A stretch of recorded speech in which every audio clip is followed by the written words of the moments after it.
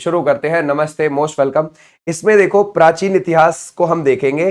प्राचीन इतिहास में भी जो मुख्य वंश हैं, जैसे कि हमारा मौर्य वंश हो गया, गुप्त वंश हो गया, हर्षवर्धन काल हो गया, ये ऐसी चीज है जो बहुत ज्यादा इंपॉर्टेंट है हमारे लिए। ओके, तो चलो शुरू करते हैं अपना और देखते हैं हमारे पहला क्वेश्चन क्या है। देखो थ्योरी पे ज्यादा ध्यान देना है। मौर्य वंश के संस्थापक कौन थे, जरा ये बताओ, है ना भाई। हम किसकी बात कर रहे हैं, हम मौर्य वंश की बात कर रहे हैं। अच्छा एक बात बताओ, कोई मौर्य वंश था, ये हमें कहां से पता चलती है? ये पता भी तो चलना चाहिए कहीं से कि कोई मौर्य वंश था। हाँ बिल्कुल पता चलता है सर।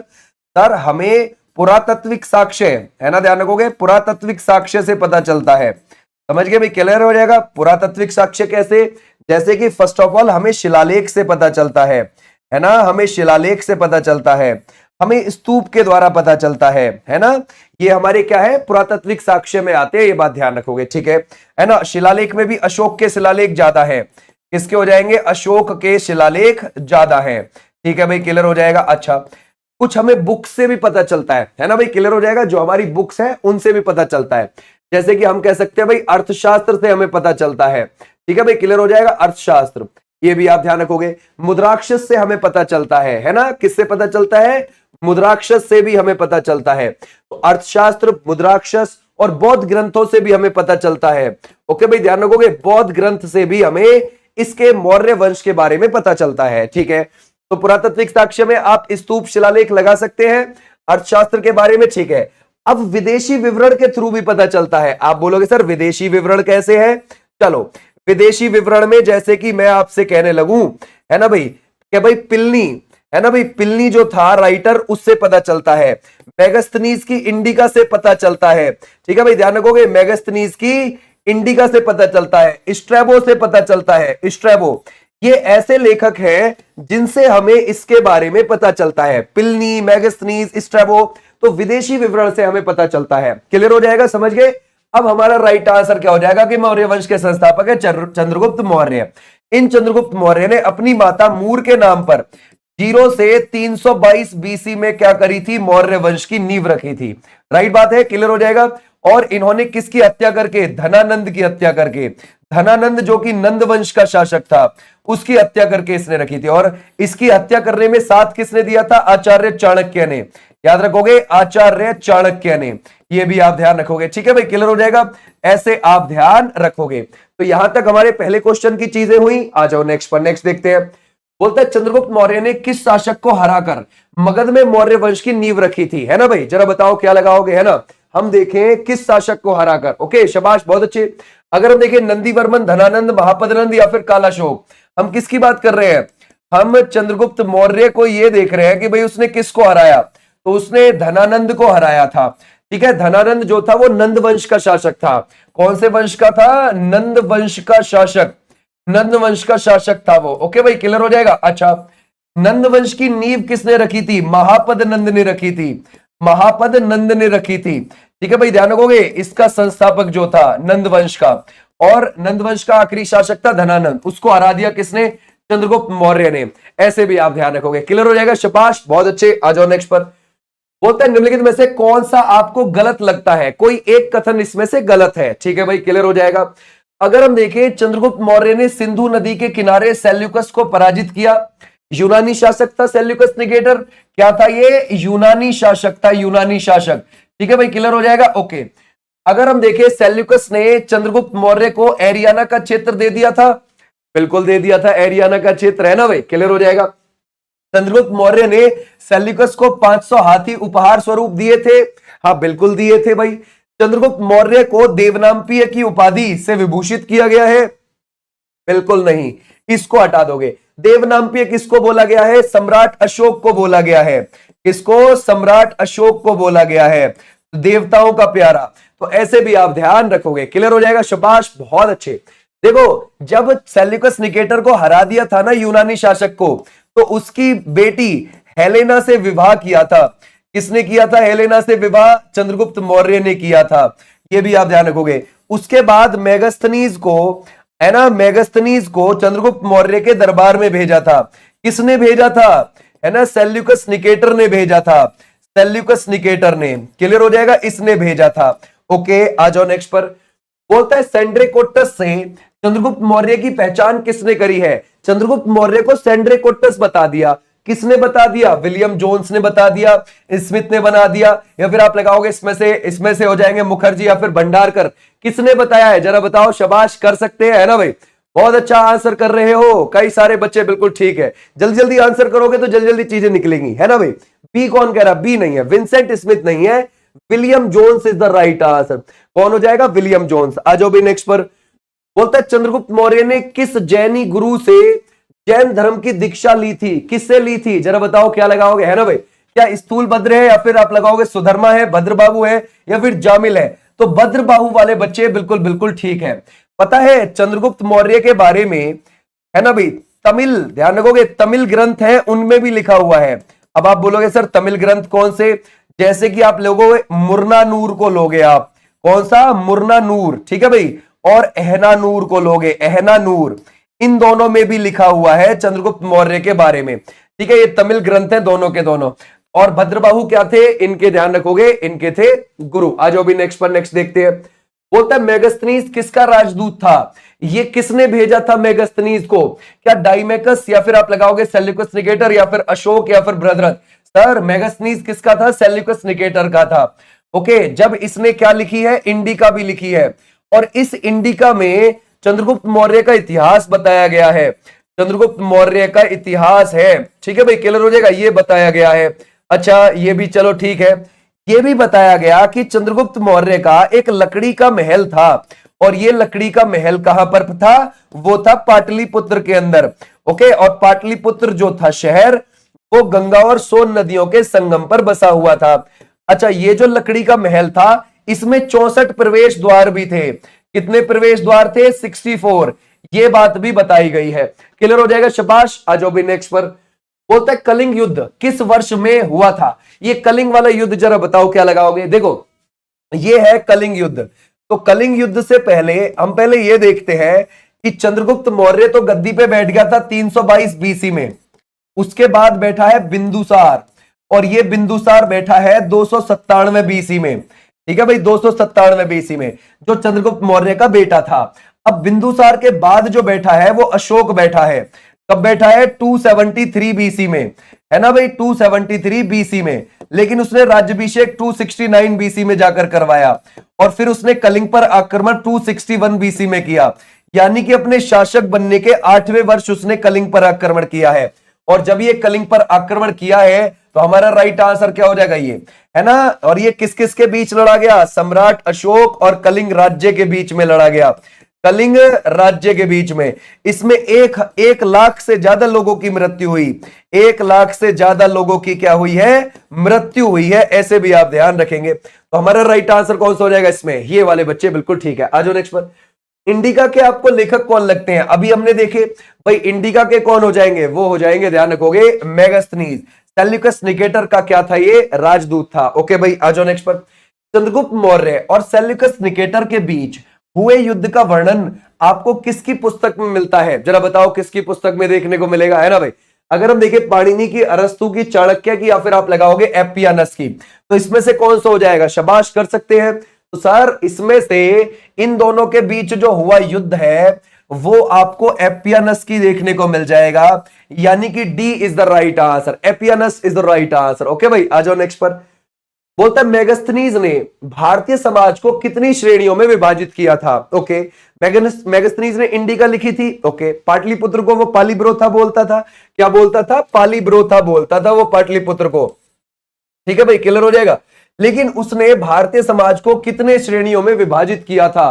क्या हो जाएगा हमारा यहाँ पर राइट आंसर? गड़बड़ ना हो जाए, ठीक है भाई। एक तो ध्यान रखोगे ब्राह्मण, ठीक है भाई, ध्यान रखोगे ब्राह्मण में। एक ध्यान रखोगे क्षत्रिय में, है ना भाई। एक हो जाएगा वैश्य में, एक हो जाएगा शूद्र में, ठीक है भाई, क्लियर हो जाएगा।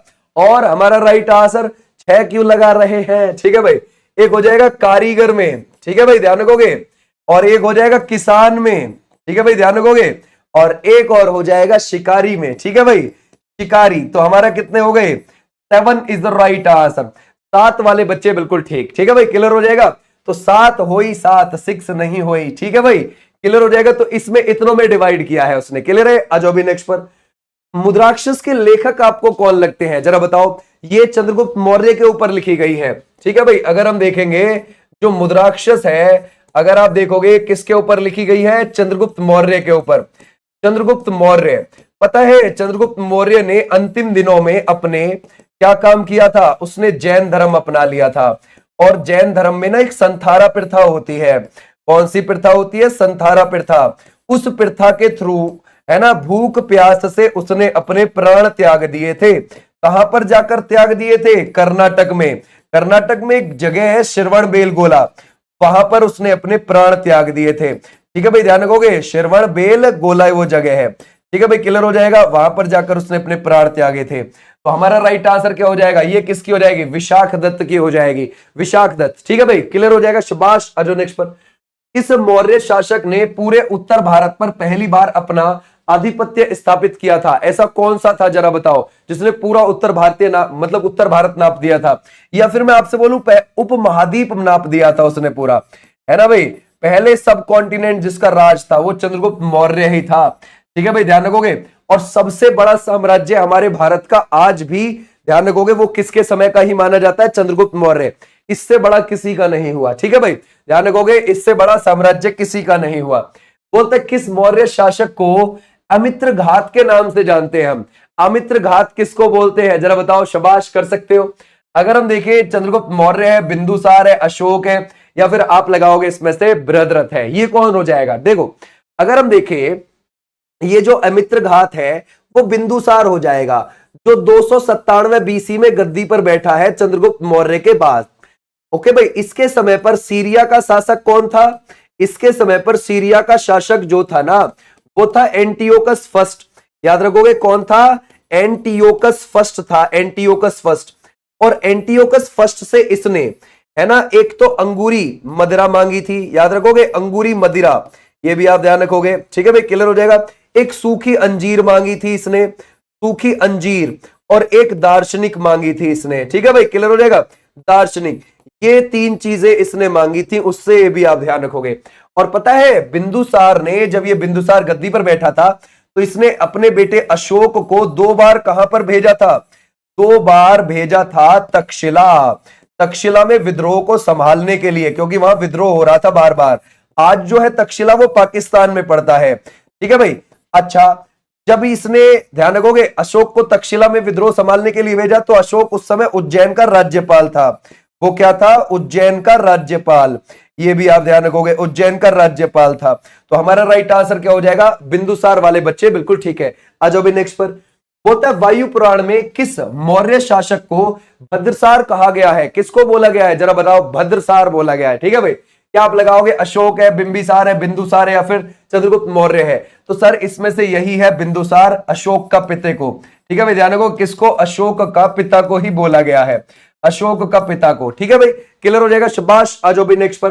बोलता है डाइमेकस किसके दरबार में आया था। अच्छा, डाइमेकस किसके दरबार में आया जरा बताओ। क्या आप लगाओगे इसमें से चंद्रगुप्त मौर्य, या फिर बिंदुसार, या फिर अशोक, या फिर बृहद्रथ।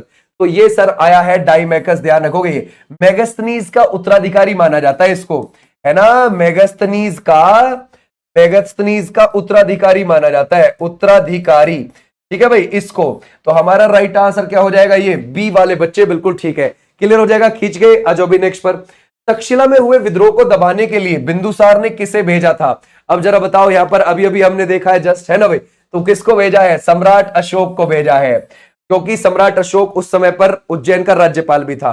तो हमेशा ध्यान रखना, जो राज्यों के उस समय पर राज्यपाल बनाए जाते थे, वो राजा के बेटे को ही बनाया जाता था। ठीक है भाई, अगर आप देखोगे, है ना भाई, जो राज्यपाल बनाया जाता था, गवर्नर बनाया जाता था प्रांत का, है ना भाई, प्रांत का, राज्य का, है ना, उसको क्या क्या कौन होता था, वो राजा का बेटा ही होता था, राजा का बेटा को ही बनाया जाता था।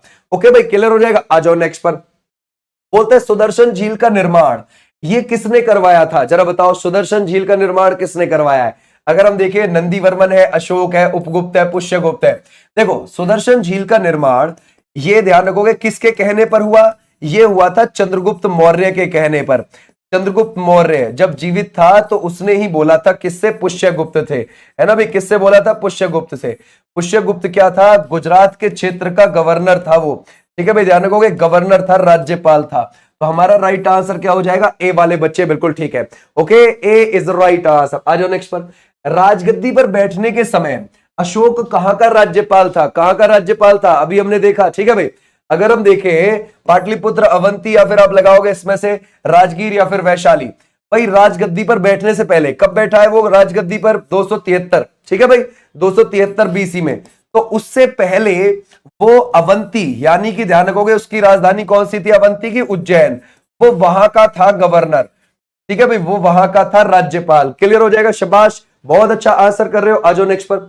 बोलता है डियानिसियस नामक राजदूत किस मौर्य शासक के दरबार में आया, जरा बताओ, जिसको डायनेसिस बोला जाता है। ठीक है भाई, जरा बताइए, बहुत अच्छा कर सकते हैं। अगर हम देखें डियानिसियस नाम का राजदूत किस मौर्य शासक के दरबार में आया था, इस अशोक के दरबार में आया था। ठीक है भाई, ध्यान रखोगे अशोक के। अच्छा एक बात बताओ, मौर्य काल में अशोक के समय पर कितने राज्य हुआ करते थे, कितने प्रांतों में बटा हुआ था, 5। ठीक है भाई, कितने, 5 प्रांत में बटा था इसका पूरा साम्राज्य सम्राट अशोक का। ठीक है भाई, क्लियर हो जाएगा, सम्राट अशोक का। प्रांत को उस समय पर चक्र बोला जाता था, क्या बोला जाता था, चक्र। ठीक है, अब इसके चक्र में कौन कौन से आते थे, जैसे मैं आपसे बोलूं, कलिंग आता था सबसे पूर्व में। ठीक है भाई, ध्यान रखोगे, ये आपने देखना है, कलिंग सबसे पूर्व में। सबसे दक्षिण में आता था स्वर्णगिरी, क्या आता था, स्वर्णगिरी आता था। सबसे पश्चिम में आता था उज्जैन, समझ गए भाई, उज्जैन। सबसे उत्तर में आता था तक्षशिला। ठीक है भाई, और एक हो गया पाटलिपुत्र। ओके भाई, ध्यान रखोगे, पाटलिपुत्र।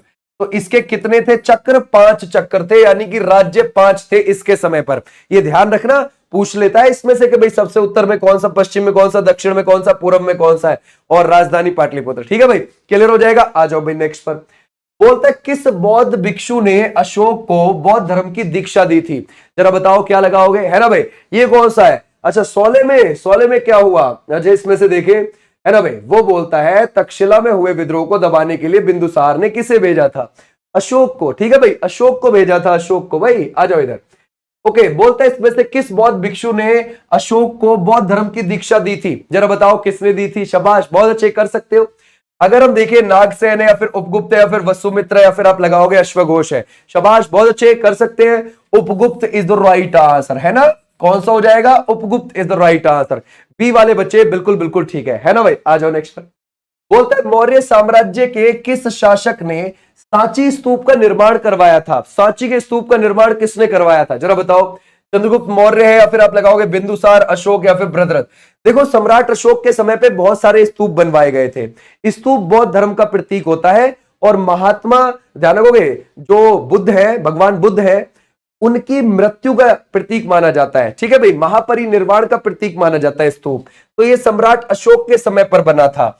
अब इधर देखो, इधर जैसे मान के चलो ये स्तूप हो गया। ठीक है भाई, क्लियर हो जाएगा, ये स्तूप हो गया।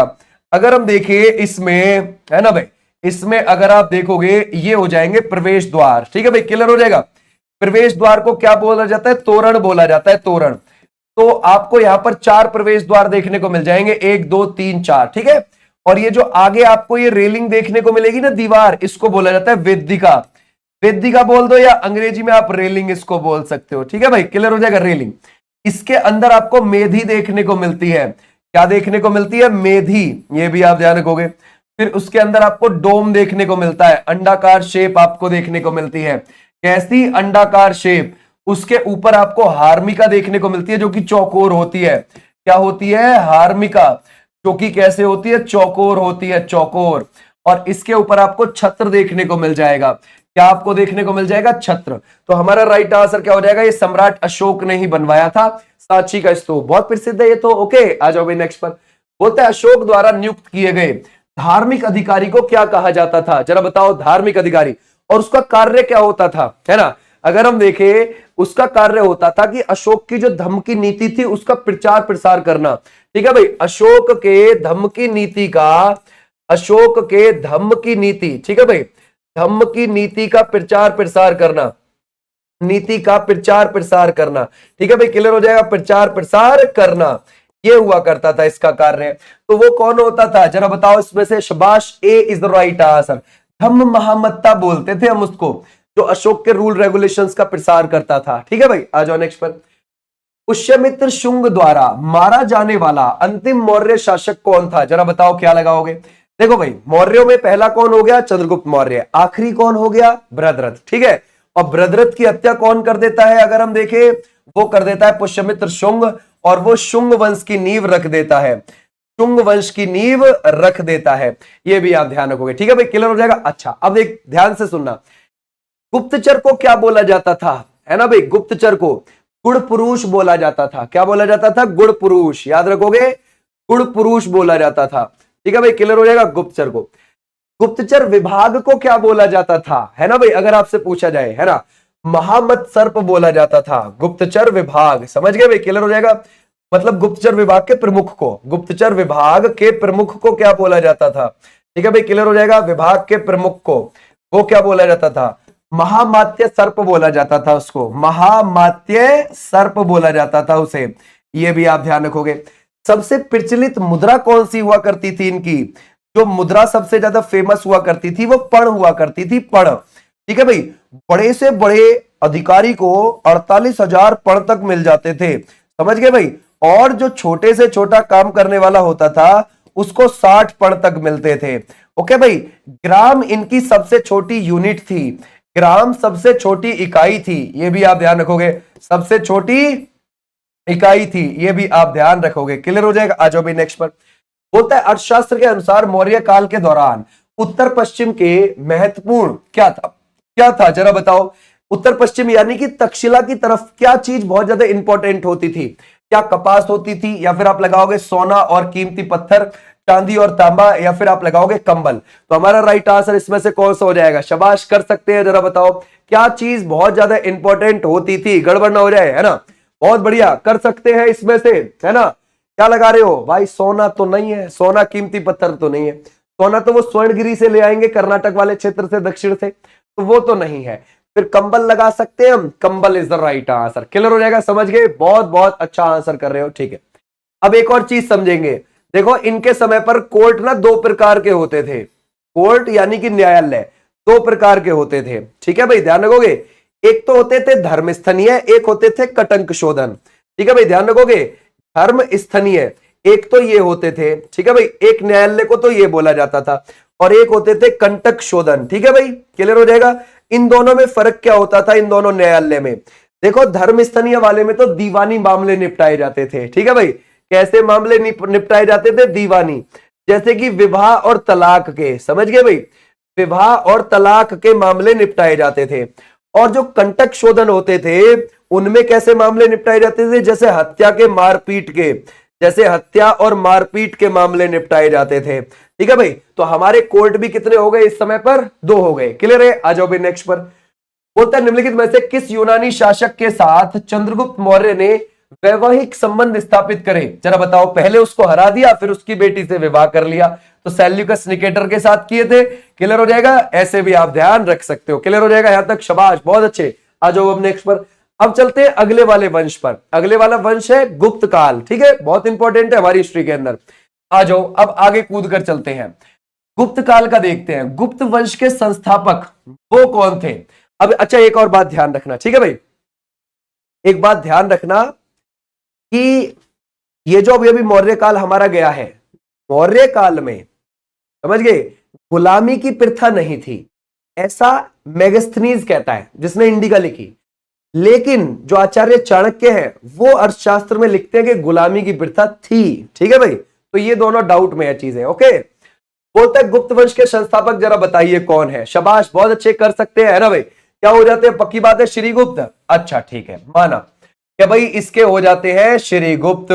ये बात ध्यान रखोगे। श्रीगुप्त के पास महाराज की उपाधि थी। ओके, उस समय महाराज की उपाधि उन्हीं के पास होती थी जो किसी ना किसी का गुलाम रहा हो। ठीक है भाई, ध्यान रखोगे, है ना, गुलाम रहा हो, जरूर उसी के पास होती थी।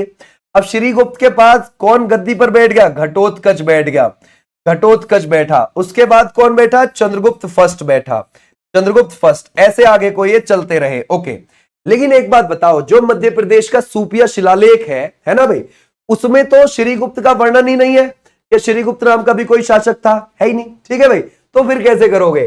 तो मध्य प्रदेश का जो सूपिया शिलालेख है ना, ठीक है भाई, ध्यान रखोगे, सूपिया शिलालेख, याद रखना, उसमें श्री गुप्त का वर्णन नहीं है, घटोत्कच से मामला शुरू बताया है। समझ गए कि घटोत्कच इनका संस्थापक हुआ करता था, समझ गए, और उसके बाद चंद्रगुप्त फर्स्ट। क्लियर हो जाएगा? तो ये ध्यान रखना, हमारे पेपर में पूछ लिया जाता है। ठीक है भाई, क्लियर हो जाएगा? ये सूपिया का जो शिलालेख है ये स्कंदगुप्त का है। किसका हो जाएगा? स्कंदगुप्त का। स्कंदगुप्त इन्हीं गुप्त वंश में से एक था। ठीक है भाई, गुप्त वंश में से एक शासक था। तो शुरुआत हमारी यहां से बन गई। ठीक है भाई, क्लियर हो जाएगा? ओके, अब आगे बढ़ते हैं। बोलता है गुप्त संवत की शुरुआत किसने करी है, यानी कि गुप्त कैलेंडर किसने शुरू किया है? जरा बताओ क्या लगाओगे। देखो, अभी हमने देखा था कि पहले श्रीगुप्त है, फिर घटोत्कच है, फिर चंद्रगुप्त फर्स्ट है।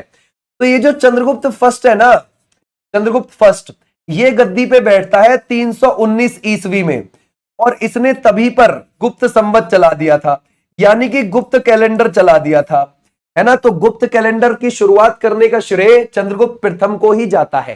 ठीक है भाई, क्लियर हो जाएगा? इसको ही जाता है, ऐसे भी आप ध्यान रखोगे। क्लियर हो जाएगा? ये 319 से 350 ईस्वी तक गद्दी पर बैठा था। ठीक है, ऐसे भी आप ध्यान रख सकते हो। अच्छा, अब एक बात और देखो, शक संवत कब चला है? शक संवत 78 ईस्वी में चला है। क्लियर हो जाएगा? 78 ईस्वी से माना जाता है शक संवत। इन दोनों संवत में कितना डिफरेंस है जरा देखना, है ना भाई? दोनों में कितना अंतर लगता है?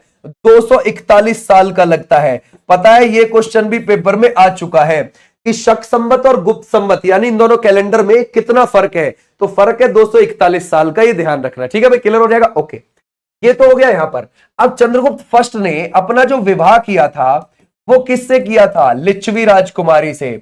ओके, ध्यान रखोगे, किससे? लिच्छवी राजकुमारी से किया था, जिनका नाम था कुमार देवी। ठीक है भाई, ध्यान रखोगे, कुमार देवी। तो ये भी आप ध्यान रखोगे। क्लियर हो जाएगा? समझ गए? इसने सोने के सिक्के भी चलाए। किसके? सोने के सिक्के। अगर हम देखें ना, गुप्त काल में पहले किसने सोने के सिक्के चलाए हैं गुप्त काल के अंदर? तो इसी ने चलाए हैं। गुप्त काल में सोने के सिक्के चलाने वाला पहला शासक माना जाता था ये। ठीक है भाई, क्लियर हो जाएगा यहां तक? ओके, अब आ जाओ आगे। अब आते हैं, भारत का नेपोलियन किसे कहा जाता है? चंद्रगुप्त फर्स्ट के बाद गद्दी पर कौन बैठा? जरा बताओ क्या लगाओगे। अभी हमने चंद्रगुप्त फर्स्ट पढ़ा है, ठीक है।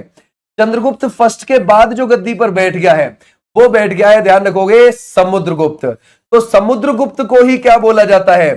समुद्रगुप्त को ही बोला जाता है भारत का नेपोलियन। भारत का नेपोलियन, है ना। और ये किसने बोला है? विंसेंट स्मिथ ने बोला है, अब आधुनिक जमाने में आकर। ठीक है भाई, ध्यान रखोगे, किसने? विंसेंट स्मिथ ने बोला है इसको। ये भी आप ध्यान रखोगे। क्लियर हो जाएगा? तो भारत का नेपोलियन किसे कहा जाता है? वो बोला जाता है, ध्यान रखोगे, Samudragupta is the right answer. तो हमारा राइट आंसर हो जाएगा डी वाले बच्चे, बिल्कुल ठीक। अच्छा, ये कब से कब गद्दी पर बैठा? 350 से लेकर 375 ईस्वी तक गद्दी पर बैठा है ये, है ना। इसने कितने प्रकार के? 6 प्रकार के, ठीक है भाई, ध्यान रखोगे, 6 प्रकार के इसने सिक्के चलवाए थे। ये भी आप ध्यान रखोगे। वीणा बजाते हुए अपने सिक्कों पर इसको दिखाया गया है। वीणा बजाते हुए, ठीक है भाई, क्लियर हो जाएगा, अपने सिक्कों पर इसको दिखाया गया है। इसका जो दरबारी कवि था वो कौन था? हरिशैन था। दरबारी कवि कौन हो जाएगा? वो हो जाएगा हरिशैन। और हरिशैन से इसने जो प्रयाग प्रशस्ति है ना, प्रयागराज का स्तंभ लेख है, वो लिखवाया था संस्कृत भाषा में। हालांकि वो जो प्रयागराज का स्तंभ लेख है ना, वो कई सारे शासकों से जुड़ा हुआ है। जैसे कि वो अशोक से भी जुड़ा हुआ है, वो अकबर से भी जुड़ा हुआ है, वो बीरबल से भी जुड़ा हुआ है, वो जहांगीर से भी जुड़ा हुआ है। ठीक है भाई, क्लियर हो जाएगा। और वो इससे भी जुड़ा हुआ है, यानी कि ध्यान रखोगे, समुद्रगुप्त से भी जुड़ा हुआ है। क्लियर हो जाएगा? तो ऐसे आप ध्यान रखना, अपनी वीर गाथाएं उस पर लिखवाई हुई है। ठीक है, तो ऐसे भी आप ध्यान रखना, ऐसे हमारा राइट आंसर यहां तक हो जाएगा। आ जाओ भाई, अब आगे बढ़ते हैं। समुद्रगुप्त का उत्तराधिकारी कौन हुआ? जरा बताओ, समुद्रगुप्त के बाद गद्दी पर कौन बैठा है ना भाई? जरा बताओ क्या लगाओगे। क्या चंद्रगुप्त प्रथम बैठा है, या फिर आप मतलब समुद्रगुप्त खुद किसका उत्तराधिकारी था, ये पूछ रहा है। समुद्रगुप्त किसका उत्तराधिकारी हुआ? तो ये तो चंद्रगुप्त प्रथम का था। चंद्रगुप्त प्रथम के बाद ही गद्दी पर बैठा था। ठीक है भाई, आ जाओ नेक्स्ट पर। इलाहाबाद प्रशस्ति की रचना किसने करी है? वो किसने करी? हरिशैन ने करी थी। समुद्रगुप्त ने हरिशैन से ही लिखवाया था संस्कृत भाषा में। कौन सी भाषा में? संस्कृत भाषा में लिखवाया था। ऐसे भी आप ध्यान रखोगे। आ जाओ नेक्स्ट पर। हरिशैन किसका दरबारी कवि था? अभी तो देखा हमने। ठीक है भाई, अगर हम देखें तो हमारा राइट आंसर कौन सा हो जाएगा? ये था समुद्रगुप्त का। आराम से कर सकते हैं। ठीक है भाई, आ जाओ नेक्स्ट पर। अच्छा, अब इसमें ध्यान से सुनेंगे। ओके भाई, ध्यान से सुन के आंसर करेंगे। बोल रहा है इस क्वेश्चन में, कि समुद्रगुप्त विष्णु जी का उपासक था?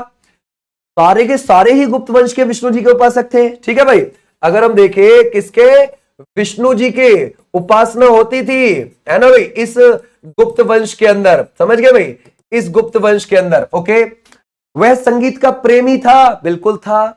उसे कविराज भी कहा जाता था, बिल्कुल कहा जाता था। ठीक है भाई, क्लियर हो जाएगा। और अगर हम देखें, है ना, समुद्रगुप्त ने विक्रमांक की उपाधि धारण करी थी, है ना भाई, जरा बताओ। विक्रमांक बिल्कुल करी थी, विक्रमादित्य की नहीं, विक्रमांक की। ठीक है भाई, क्लियर हो जाएगा, विक्रमांक की बिल्कुल करी थी। विक्रमादित्य की चंद्रगुप्त सेकंड ने करी थी। ओके, अब इनमें से कौन सा भाई, जरा बताओ। इनमें से कोई नहीं, ऐसे आप लगा दोगे। ठीक है भाई, क्लियर हो जाएगा।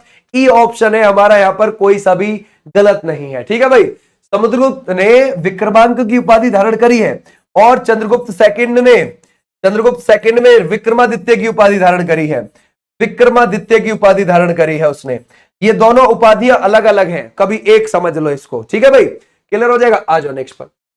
चीनी बौद्ध यात्री फाहियान किस गुप्त शासक के शासनकाल में भारत आया था? जरा बताओ, क्या लगाओगे, किसके समय पर आया?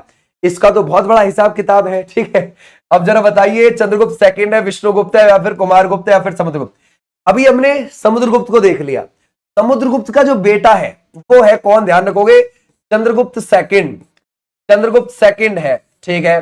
और चंद्रगुप्त सेकंड यानी कि विक्रमादित्य की उपाधि थी इसके पास, विक्रमादित्य की उपाधि थी इसके पास। इसके पास शकारी की भी उपाधि थी। ठीक है भाई, ध्यान रखोगे, इसके पास शकारी की भी उपाधि थी, इसके पास देवगुप्त की भी उपाधि थी, इसके पास देवश्री की भी उपाधि थी। समझ रहे हो, कितनी सारी उपाधियां थी। ओके, अब ये हमारा राइट आंसर हो जाएगा। ये इसी के समय पर आया था चीनी यात्री फाहियान, चीनी यात्री आया था फाहियान, ये भी आप ध्यान रखोगे।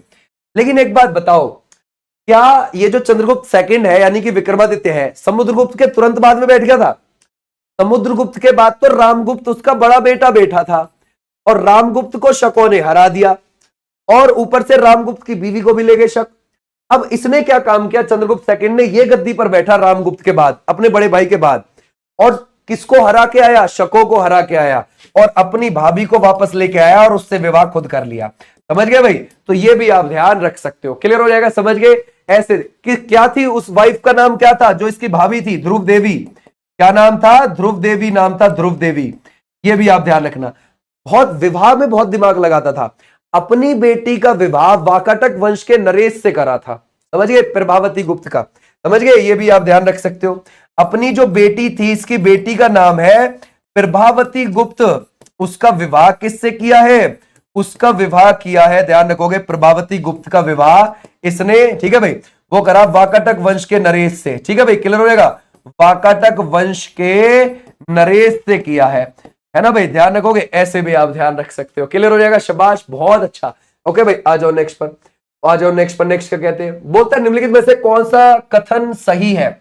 सही ढूंढना है भैया, ध्यान से देखेंगे। ठीक है भाई, चलो आ जाओ। इस चंद्रगुप्त सेकंड को भारत का नेपोलियन कहा जाता है क्या, क्या लगता है?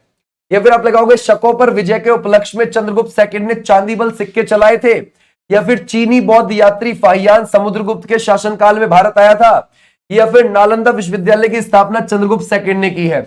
आपको कोई एक बताना है बस। ठीक है भाई, जरा बताओ। शाबाश, बहुत अच्छे, बहुत बहुत बढ़िया आंसर कर रहे हो, वेरी गुड, 1 नंबर का आंसर है, बहुत बहुत बढ़िया, है ना। शकों पर विजय के उपलक्ष्य में उसने चांदी बल के सिक्के जारी करे थे।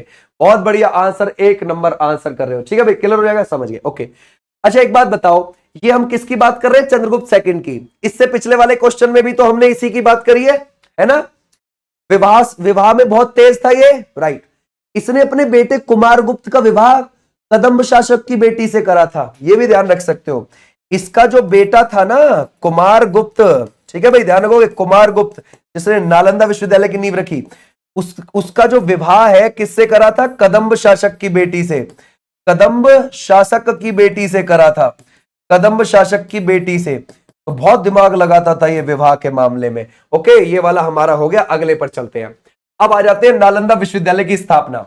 अब नालंदा विश्वविद्यालय की स्थापना, जरा बताओ क्या लगाओगे भाई। अभी हमने देखा है CG2 को, यानी कि चंद्रगुप्त सेकंड, उसका जो बेटा है कुमारगुप्त, ठीक है भाई, ध्यान रखोगे, उसी ने करा है। और कुमारगुप्त का विवाह कदम्ब शासक की बेटी से हुआ था। नालंदा विश्वविद्यालय आपको कहां पर देखने को मिल जाएगा? बिहार में। इसको क्या बोला जाता है? ऑक्सफोर्ड ऑफ महायान बोला जाता है।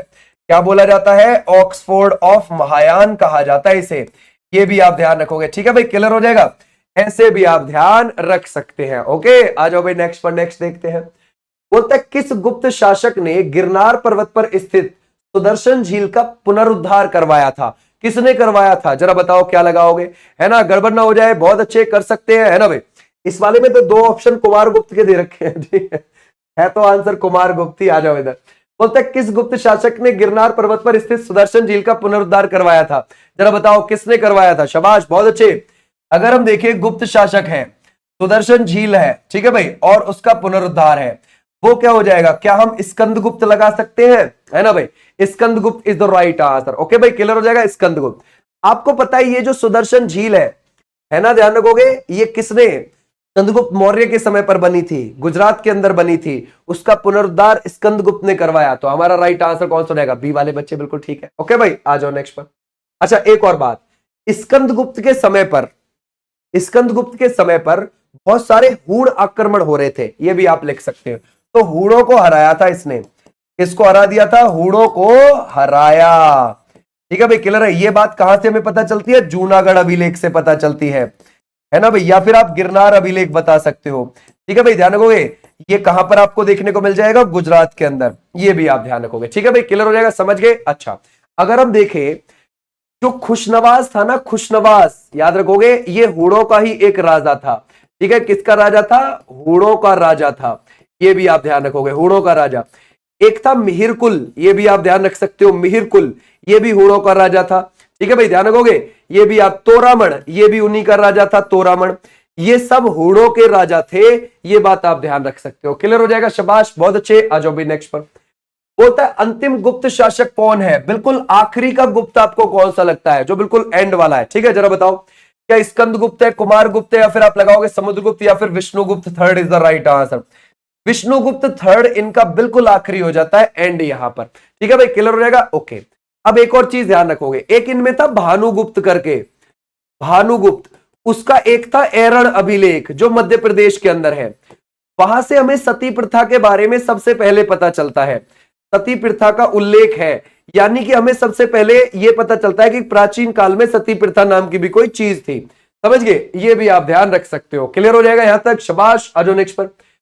गुप्त काल में सिल, ये किसको कहा जाता था? अब जरा बताओ इसमें से, ठीक है भाई, सिल किसको बोला जाता था, ये बताओ, है ना भाई। गुप्त काल में कृषि करने योग्य भूमि को, वास करने योग्य भूमि को, ऐसी भूमि जो जोतने योग्य ना हो, पशुओं के चारा योग्य भूमि को बोला जाता था। जरा बताओ क्या लगाओगे? ठीक है, देखो उसने सिल लिखा हुआ है, असल में वो खिल है, खिल। ठीक है, ध्यान रखो, खिल।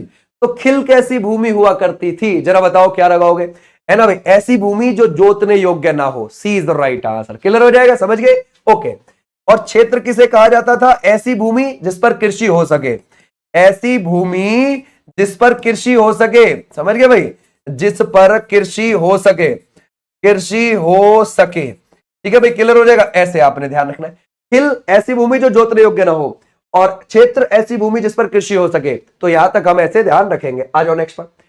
गुप्त काल में अपृहत किसे कहा जाता था? अपृहत, जरा बताओ क्या लगाओगे। क्या कृषि करने योग्य भूमि को कहा जाता था?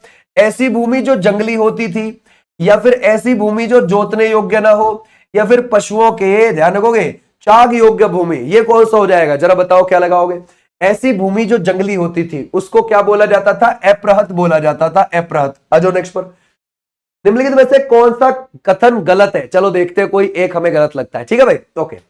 बोलते हैं गुप्त काल का प्रसिद्ध मंदिर दशावतार मंदिर यूपी के देवगढ़ में है, यूपी के ललितपुर, ध्यान रखोगे, ललितपुर के देवगढ़ में आपको देखने को मिल जाएगा। ठीक है, कोई दिक्कत नहीं।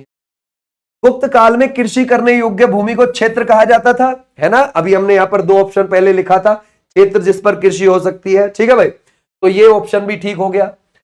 गुप्त काल में पुलिस विभाग का मुख्य अधिकारी दंडपाशिक कहलाता था। क्या दंडपाशिक कहलाता था? ओके। गुप्त काल में गुप्तचर को चाट और भाट कहा जाता था। अब जरा बताओ इसमें से, ठीक है भाई, क्या लगाओगे इसमें से, गड़बड़ हो जाए। शाबाश, बहुत अच्छे, है ना। बच्चे कह रहे हैं बी। अब भाई बी तो सही है, अभी अभी तो देखा हमने, बी तो सही है। गुप्त काल में कृषि करने योग्य भूमि को क्षेत्र ही तो बोला जाता है, ठीक है। गुप्त काल में गुप्तचर को चाट और भाट थोड़ी ना बोलेंगे, गड़बड़ हो जाएगा, समझ गए भाई, क्लियर हो जाएगा, ऐसे आप ध्यान रखोगे। अच्छा, गुप्तचर को क्या बोलेंगे, दूत बोलेंगे, दूत, याद रखोगे, ये हो गया जी दूत, है ना भाई, ये किसका दूत है, न्यूज का दूत है, ठीक है भाई, क्लियर हो जाएगा। अच्छा, यहां तक हो गया। साधारण सैनिक को चाट बोला जाता था, ठीक है भाई, क्लियर हो जाएगा। अगर हम देखें, साधारण सैनिक को क्या बोला जाता था, चाट बोला जाता था, चाट, ठीक है भाई। और सेना के सर्वोच्च अधिकारी को महाबलाधिकृत बोला जाता था, ये भी आप ध्यान रख सकते हो। सेना के सर्वोच्च अधिकारी को क्या बोला जाता था, है ना भाई, सर्वोच्च अधिकारी को, उसको बोला जाता था, है ना भाई, महाबलाधिकृत, महाबलाधिकृत, ठीक है भाई, क्लियर हो जाएगा, महाबलाधिकृत, ठीक है भाई, ऐसे आप ध्यान रखोगे, ठीक है, महाबलाधिकृत, ठीक है। आ जाओ भाई नेक्स्ट पर। निम्नलिखित में से कोई एक कथन फिर से गलत है, चलो देखते हैं, फिर से देखते हैं भाई। गुप्त काल में सिंचाई के लिए रहट का प्रयोग किया जाता था, ठीक है। कायस्थों का सर्वप्रथम वर्णन याज्ञ, है ना भाई, याज्ञवल्क्य के स्मृति में मिलता है। यह पहली बार सती होने का प्रमाण भानुगुप्त के ऐरण अभिलेख से मिलता है, या फिर गुप्त शासक मुख्यतः बौद्ध धर्म के उपासक थे। अब जरा बताओ, कोई एक इसमें से गलत है भाई, कोई एक गलत है, देखो मैं क्या लगाओ इसमें से, तुम होशियार हो, सारे कर सकते हो इसमें से, है ना, बहुत अच्छे, वेरी गुड। कुछ बच्चे आंसर बिल्कुल ठीक कर रहे हैं, ठीक है भाई।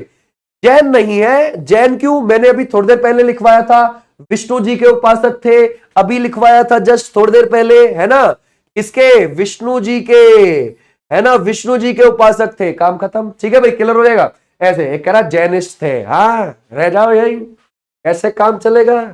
और ईंटों के मंदिर ज्यादातर इसी काल में बने हैं, ये भी आप ध्यान रखोगे, ईंटों के मंदिर ज्यादातर, है ना भाई, ध्यान रखोगे, ज्यादातर इसी काल में बने हैं, इसी काल में बने हैं, ठीक है भाई, क्लियर हो जाएगा, इसी काल में बने हैं, है ना, ये भी आप ध्यान रख सकते हो। अच्छा, ये भी चलो ठीक है, ओके भाई। इसको हम स्वर्ण काल भी बोलते हैं अपना, स्वर्ण काल, ये भी आप ध्यान रखोगे, स्वर्ण काल। बोलता है गुप्तों का राज चिन्ह क्या हुआ करता था, तो गुप्त काल में राज चिन्ह क्या हुआ करता था, जरा बताओ क्या लगाओगे, क्या गरुड़ होता था, अशोक स्तंभ होता था, या फिर आप लगाओगे त्रिशूल होता था, या फिर कौन सा होता था, तो हमारा राइट आंसर क्या हो जाएगा, Garuda is the right answer.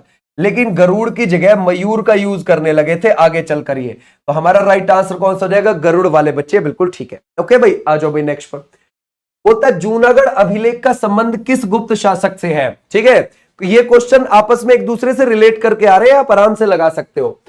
Junagadh अभिलेख का संबंध किस गुप्त शासक से, स्कंदगुप्त से है, कुमारगुप्त से है, या फिर समुद्रगुप्त, या फिर विष्णुगुप्त, तो हमारा राइट आंसर हो जाएगा Skandagupta is the right answer. Skandagupta ने किसको हरा दिया था, हूणों को, है ना भाई, हूणों को, उस जूनागढ़ अभिलेख में ये बात लिखी हुई है, ठीक है भाई। आ जाओ नेक्स्ट पर। बोलता है महाराजा धीराज की उपाधि धारण करने वाला पहला गुप्त शासक कौन था, महाराजा धीराज की उपाधि, भाई देखो श्रीगुप्त ने इस वंश की नींव रखी थी, ठीक है, हमने शुरू में देखा, उसके पास कौन सी उपाधि थी, महाराज की उपाधि थी, राइट। उसके बाद फिर घटोत्कच आया, ओके, घटोत्कच, उसके बाद कौन आया, चंद्रगुप्त फर्स्ट आया, सीजी1, तो सीजी1 के पास कौन सी उपाधि थी, महाराजा धीराज की, काम खत्म, ठीक है भाई, क्लियर हो जाएगा। आ जाओ भाई नेक्स्ट पर। बोलता है किस श्रीलंकाई शासक ने समुद्रगुप्त से गया में एक बौद्ध मठ बनाने की अनुमति मांगी थी, किससे मांगी है, समुद्रगुप्त से। समुद्रगुप्त क्या है, नेपोलियन है, ठीक है भाई। अब जरा बताओ क्या लगाओगे, है ना, भारत का नेपोलियन बोला गया, महासेवा है, या फिर आप लगाओगे संघ दिशा है, या फिर आप लगाओगे इसमें से सरीनगा है, या फिर मेघवर्ण है, तो हमारा राइट आंसर कौन सा हो जाएगा, सर मेघवर्ण वाले बच्चे, बिल्कुल ठीक है, डी इज राइट आंसर, बहुत अच्छा आंसर है। अच्छा, अब आ जाते हैं थोड़ा इसके टैक्स सिस्टम के ऊपर। टैक्स सिस्टम, टैक्स लिया जाता था साल भर की उपज का 1/6, कितना लिया जाता था, 1/6 साल भर की उपज का, ठीक है। अगर आप, और उसको क्या बोलते थे, भाग, टैक्स को बोलते थे भाग। अच्छा, फिर भोग क्या हुआ करता था, भोग, भोग भी एक टैक्स ही था। उसमें क्या था कि राजा रोजाना फल और सब्जी लेगा, समझ गए, क्या लेगा, रोजाना लेगा फल और सब्जी, ये भी आप ध्यान रखोगे, अपनी ध्यान रखोगे, अपना पूरा जो उसका साम्राज्य बैठा हुआ है उसमें जो मुख्य मुख्य लोग हैं उनको खाने पिलाने के लिए फल और सब्जियां, ठीक है भाई, क्लियर हो जाएगा। तो ऐसे भी आप ध्यान रखोगे, उसको बोला जाएगा भोग, ठीक है, क्लियर हो जाएगा, ओके। एक होता था उद्रंग टैक्स, अब बोलोगे सर ये उद्रंग टैक्स क्या है, स्थायी कृषकों से लिया जाता था ये, ठीक है भाई, जो परमानेंट कृषि करते थे। स्थायी कृषक, क्लियर हो जाएगा, स्थायी कृषक से लिया जाता, कृषक से लिया जाता, ठीक है भाई, क्लियर हो जाएगा, ओके।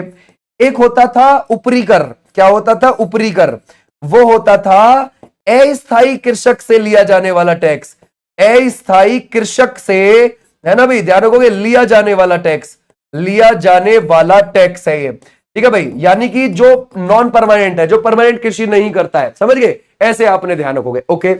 इनके समय पर सोने का सिक्का, जो सोने का सिक्का होता था उसको दीनार बोला जाता था, दीनार, और वो होता था 144 ग्रेन का, क्लियर हो जाएगा, 144 ग्रेन का।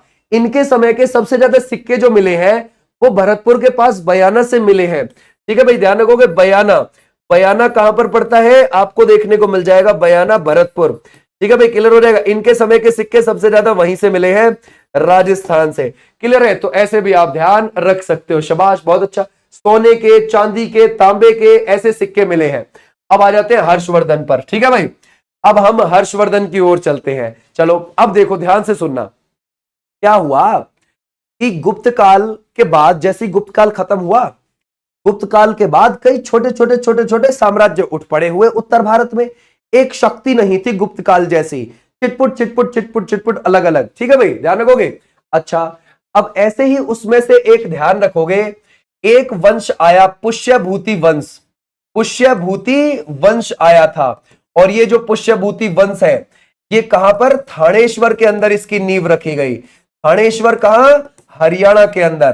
किसने रखी थी ये नींव, पुष्यभूति ने ही रखी थी, याद रखोगे, पुष्यभूति ने ही ये नींव रखी थी, ठीक है भाई, क्लियर हो जाएगा, पुष्यभूति ने नींव रख दी, ओके, कोई दिक्कत नहीं है भाई।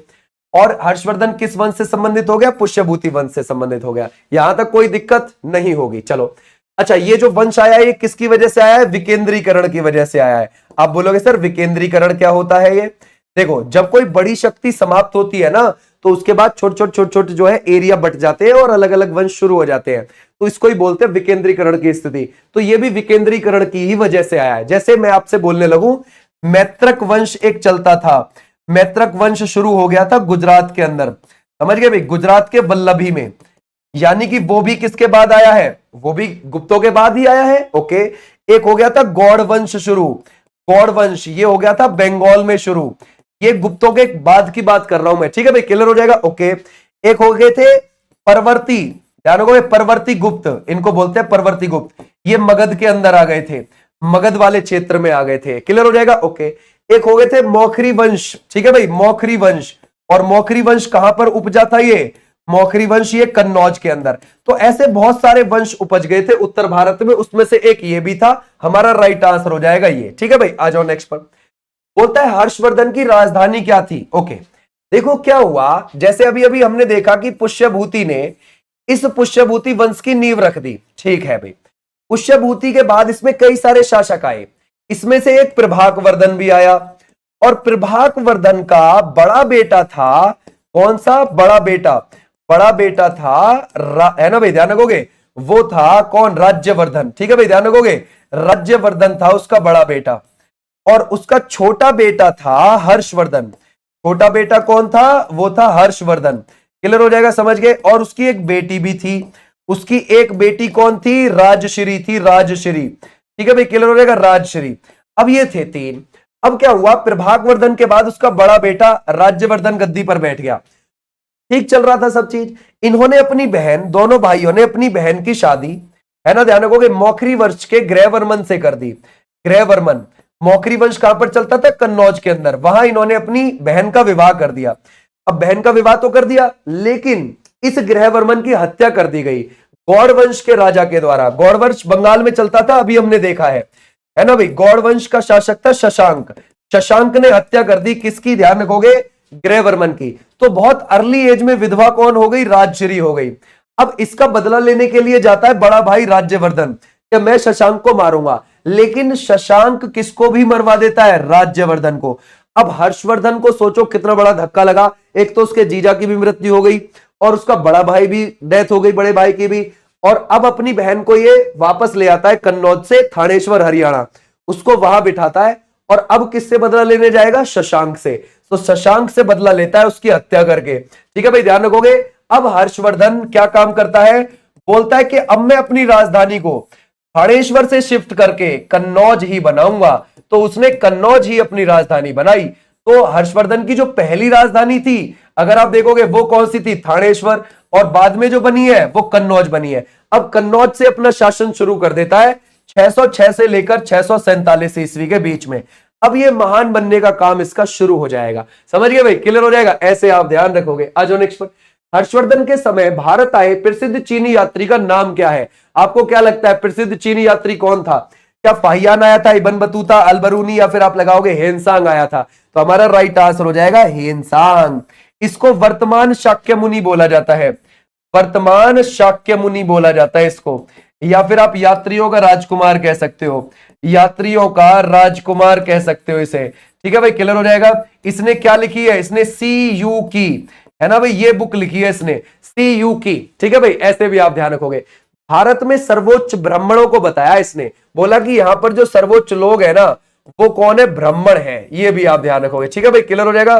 ब्राह्मणों को यहां पर सर्वोच्च इसने बताया है, क्लियर हो जाएगा, समझ गए बस। अच्छा, ये जो गद्दी पर बैठा था हर्षवर्धन 606 से 647 ईस्वी के बीच में बैठा है। जो हेनसांग आया है वो कब से कब के बीच में रहा है? यहां पर हेनसांग 629 से 645 के बीच में रहा है। और ये सिर्फ इसी के दरबार में नहीं रहा, ये पुलकेशिन द्वितीय के दरबार में भी गया था दक्षिण में, समझ गए। पुलकेशिन सेकंड के दरबार में भी हेनसांग गया था, नालंदा में भी इसने पढ़ाई करी, ये अहोम साम्राज्य असम की तरफ भी ये गया था, कई जगह गया था। जब इतने लंबे समय यहां पर ये टिका है तो हर जगह जाएगा। आ जाओ भाई नेक्स्ट पर। हर्षवर्धन की जीवनी किसने लिखी है, जरा बताओ, ये किसने लिखी है? कालिदास है, हेनसांग है, बाणभट्ट है, या फिर आप लगाओगे विशाख दत्त है? वो किसने लिखी है, जरा बताओ, शाबाश, कर सकते हैं ना भाई। अगर हम देखें वो हो जाएगा Banabhatta is the right answer. कौन हो जाएगा? Banabhatta is the right answer. Okay, दरबारी कवि था, इसी ने लिखी थी, याद रखोगे, हर्षचरित, हर्षचरित लिखी है, क्लियर हो जाएगा। और बाणभट्ट की एक कादंबरी भी है जो कि बहुत ज्यादा फेमस है, कादंबरी भी है। तो हमारा राइट आंसर हो जाएगा। हर्षवर्धन ने कश्मीर पर भी हमला किया था, समझ गए। आ जाओ भाई नेक्स्ट पर। किस पर? कश्मीर पर। बाणभट्ट द्वारा लिखित हर्षवर्धन की जीवनी का नाम क्या लगता है आपको इसमें से? तो हमारा राइट आंसर कौन सा हो जाएगा? हर्षचरितम। बोलता है हर्षवर्धन ने कौन सी भाषा में साहित्य रचना की? हर्षवर्धन बहुत अच्छा लेखक भी था, है ना भाई। अब जरा बताओ, वो लेखक था तो लिखेगा, तो कौन सी भाषा में उसने लिखा था, जरा बताओ। तो सर उसने तमिल में लिखा, प्राकृत में, पाली में, संस्कृत में। बहुत अच्छा लेखक था, तो हमारा राइट आंसर कौन सा हो जाएगा?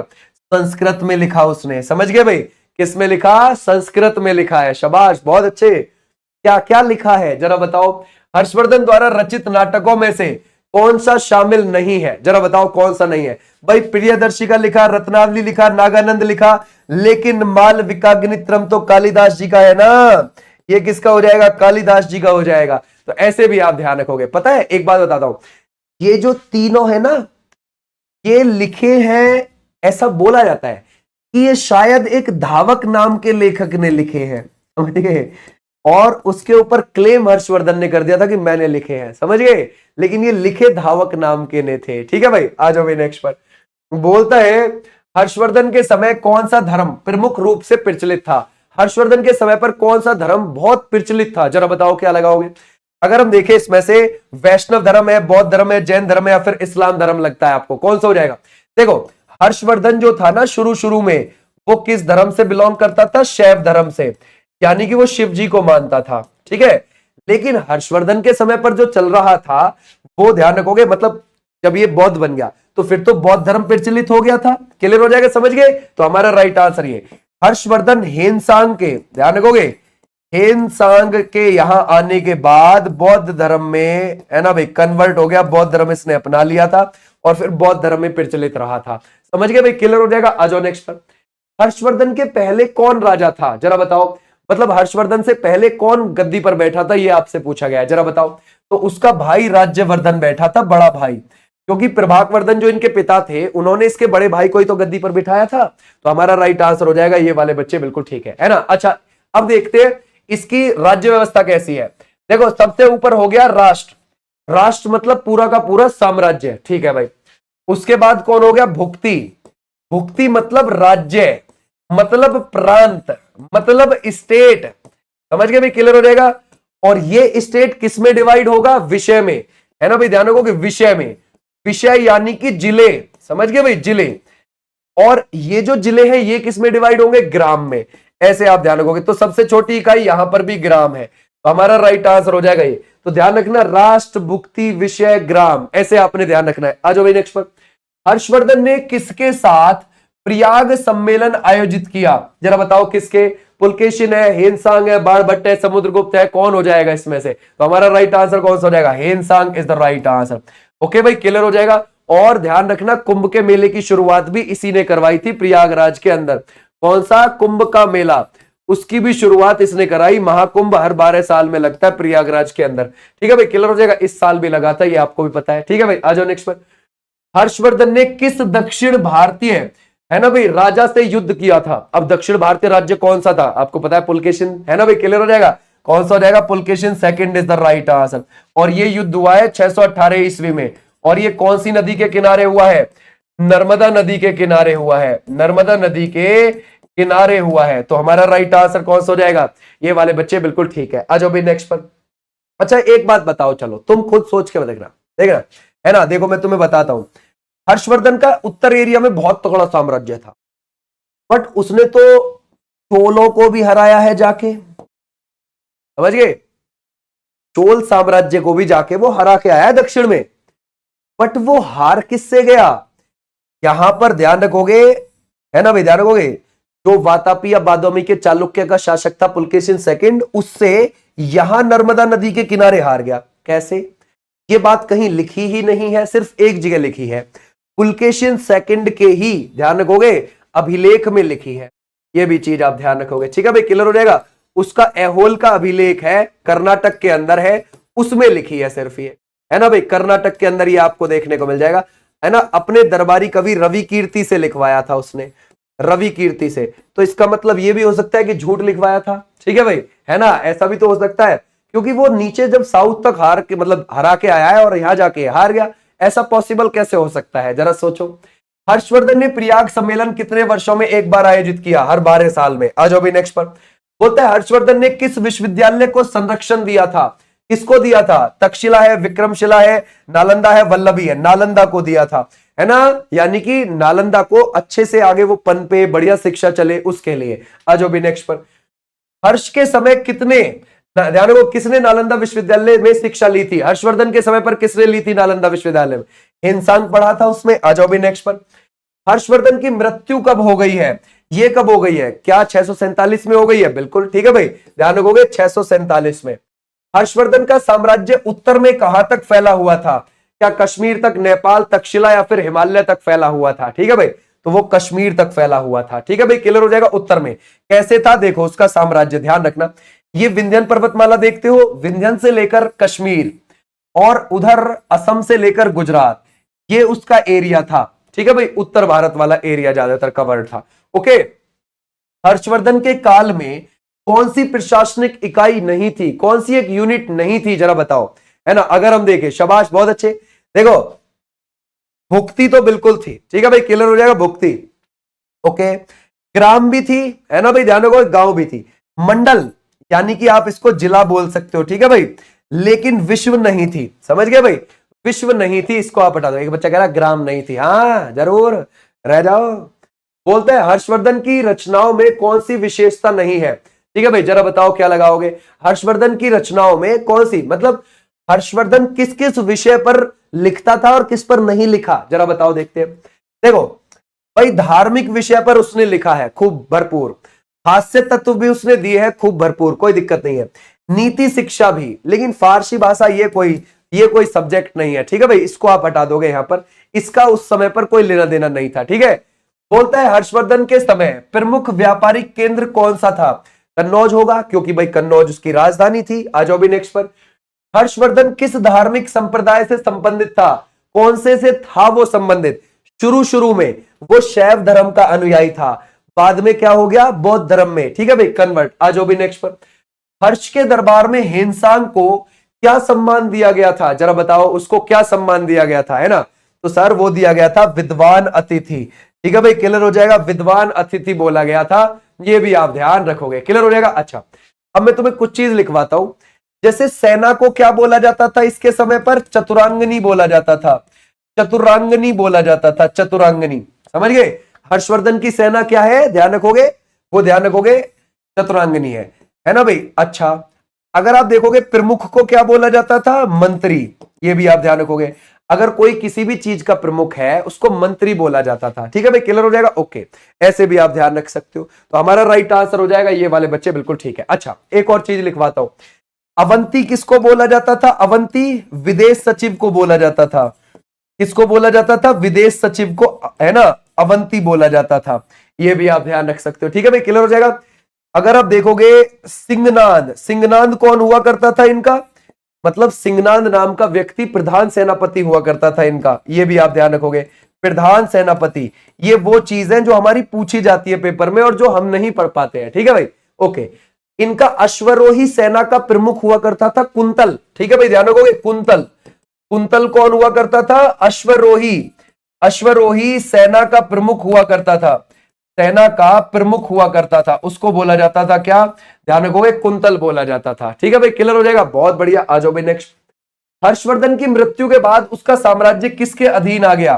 क्या आपको लगता है कोई उत्तराधिकारी नहीं था? राष्ट्रकूट है, चालुक्य है, उसका पुत्र है, कोई तो होगा। जरा बताओ क्या लगाओगे, है ना भाई? क्या होगा इसमें से? सर उसका कोई उत्तराधिकारी नहीं था। तो हमारा राइट आंसर हो जाएगा ये, कोई उत्तराधिकारी नहीं था। एक अर्जुन नाम का लोकल शासक बैठ गया था उसके बाद, अर्जुन नाम का एक लोकल शासक बैठ गया था। अच्छा, एक और चीज लिख सकते हो, जो इसकी हाथियों की सेना होती थी ना, गज सेना, गज सेना का प्रमुख किसको बोला जाता था? प्रधान स्कंदगुप्त को बोला जाता था। यह भी आप ध्यान रख सकते हो। गज सेना का प्रधान कौन हुआ करता था? स्कंदगुप्त नाम का व्यक्ति हुआ करता था, स्कंदगुप्त। आ जाओ भाई नेक्स्ट पर। बस नेक्स्ट क्या हो गए तो खत्म ही है। ठीक है भाई, ये हो गया तुम्हारा। यहां पर बिल्कुल एक एक चीज आएगी, एक एक चीज हमने इसमें डीपली डीपली कर ली है। Okay, thank you, tata, bye bye. कोई और बात हो तो आप कमेंट बॉक्स में बता सकते, है ना। नमस्ते, बाय।